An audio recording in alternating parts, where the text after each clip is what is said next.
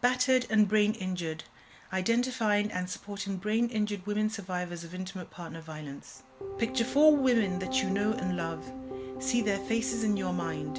Your mother, your sister, your daughter, your oldest friend. Now choose one of those 4 and know that she will experience intimate partner violence.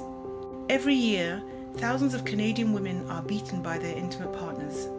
Violence which can cause a permanent concussive traumatic brain injury or TBI. The most common forms of physical violence are hits to the head, face and neck, including strangulation, causing brain injury to the part of the brain that allows you to organize tasks, successfully develop and execute a plan, remember important dates and events, control your emotions, and recognize emotions on someone else's face.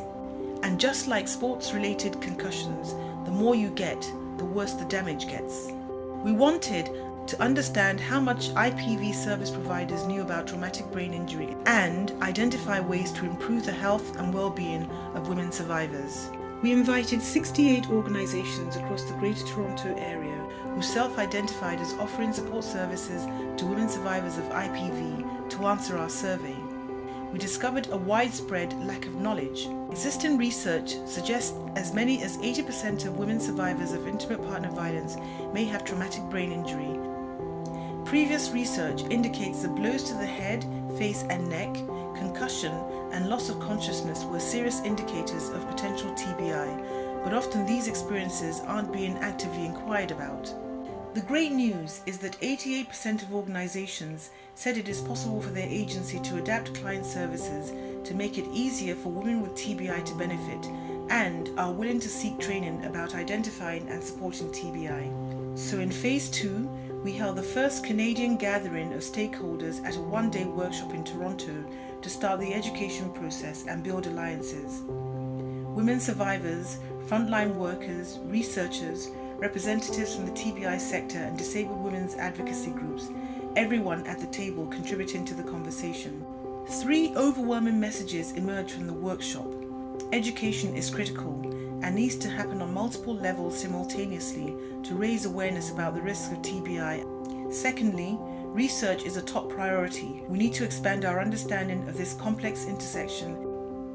Thirdly, next steps needs to take place to move us towards our goal of improving the health and well-being of brain-injured women survivors of IPV. It is also important to listen to women survivors themselves. Sometimes it is easier to focus on their bruises than it is to see their strengths. But these comments from survivors at the workshop show how we can make a difference. These women shared their stories, their pain and their laughter with us and left us with a message of hope and a challenge to continue. These are their words. I think if other women can just have the chance to participate in this kind of training, to be here really is for me a privilege. Because as a survivor and having those with different experiences with others, I just feel myself that really there is something changing in my life. With all the abuse I went through, I never thought I might have traumatic brain injury, but coming to the conference today and listening to all the information, I'm sure that at some point in my life I did experience it. This research project about brain injury, this is an eye-opener for all of us because it taught us how important it is to know the value of mental health, which might be compromised because of intimate partner abuse. The research team would like to thank all the participants who shared their knowledge and expertise with us so we could begin to understand the intersection of traumatic brain injury and intimate partner violence.